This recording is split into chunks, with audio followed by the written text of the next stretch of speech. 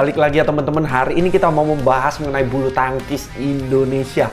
Jadi kita nggak usah pakai lama-lama ya, hari ini kita mau memberikan update seputar French Open atau Perancis terbuka ya teman-teman. Jadi lagi ada kompetisi sangat bergengsi di Perancis dan ini nilainya adalah 750 ya, Super Series 750. Nah jadi sangat bergengsi ya teman-teman, dan Indonesia sendiri punya banyak banget wakil ya. Ada 15 wakil dari Indonesia, sangat banyak ya. Jadi ini baru saja selesai hari pertama, di mana di hari pertama ini ada 8 wakil Indonesia yang bermain ya di babak 32 besar. 7 wakil sisanya mainnya besok. Nah teman-teman ya, ini baru berlalu, masih ada yang sedang bermain juga. Jadi langsung saja kita berikan update-nya ya. Seperti biasa kita pertama kali membahas yang kalah terlebih dahulu. Kali ini yang kalah sangat sedikit ya teman-teman. Dari 8 yang bertanding hari ini cuma 2 saja yang kalah ya teman-teman.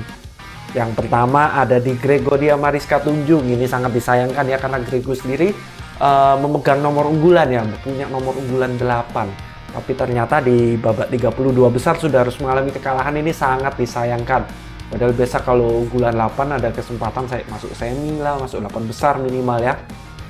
Jadi sangat sayang untuk kalah dengan cukup cepat, kalah menghadapi tunggal putri dari China untuk Grego. Dan untuk selanjutnya lagi ada ganda campuran kita di Adnan dan Indah. Adnan dan Indah ternyata juga harus mengalami kekalahan ya. Ini sangat cepat juga ya untuk Adnan dan Indah. Walaupun memang mereka akhir-akhir ini cukup menurun ya performa Adnan dan Indah. Di beberapa kompetisi terakhir memang sering pulang dengan cepat ya.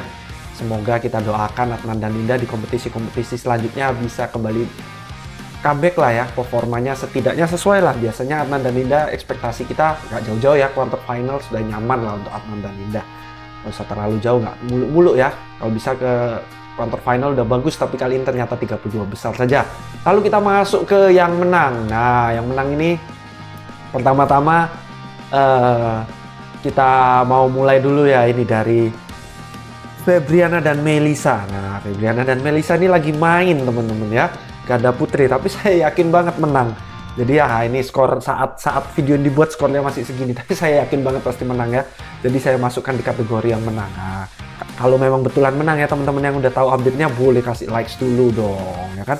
Sekalian di subscribe juga boleh kalau yang tahu ya kan, betulan menang si Febriana dan Melisa. Saya yakin pasti menang sih. Lalu selanjutnya lagi ada di tunggal putra kita ya, Anthony Sinisuka Ginting. Nah Anthony Sinisuka Ginting juga berhasil memenangkan pertandingannya. Ini dia skornya ya. Kita dengan cepat ya teman-teman, karena wakilnya sangat banyak ya untuk Indonesia yang bermain hari ini. Selanjutnya lagi juga ada Jafar dan Felisa. Jafar dan Felisa tentunya mix double ya. Ini skornya juga berhasil memenangkan di 32 besar.